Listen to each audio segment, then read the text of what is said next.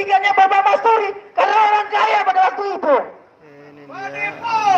Giliran itu dinotariskan. Notarisnya lewat tangga pos. Ujung-ujung ada di Bandar Lampung. Kalau begini nggak masalah karena sudah ditandatangani. Penipu itu namanya, Pak.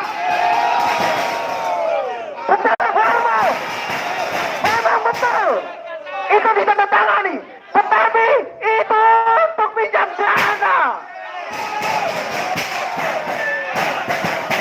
Untuk pinjam dana. Wahai hakim yang terhormat, wahai ketua pengadilan negeri, hati-hati ketika akan memberikan seperti ini. Saudara ingat, saudara Nuriman, eksekusi juga tidak ada di situ. Bekerja pengadilan negeri. Semua bayar, rakyat terus suruh bayar. Seberapa tahun juga kalau itu diberikan kepada rakyat. Akan nangis Pak rakyatnya, Pak. 8 juta itu tidak sedikit. Siapa yang membayar pengacara?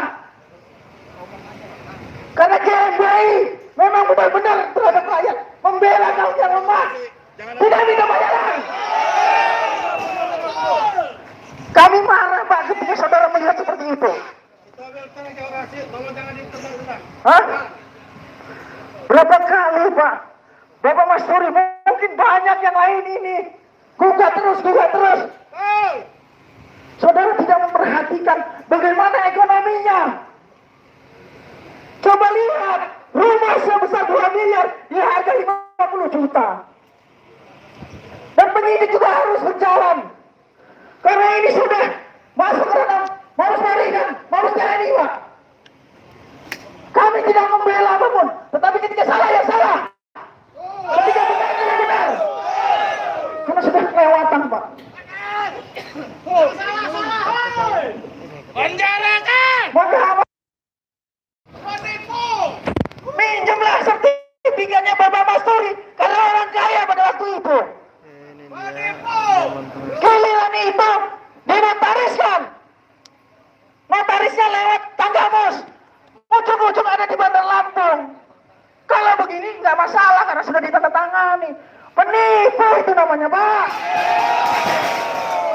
Secara formal memang betul itu ditandatangani, tetapi itu untuk pinjam dana.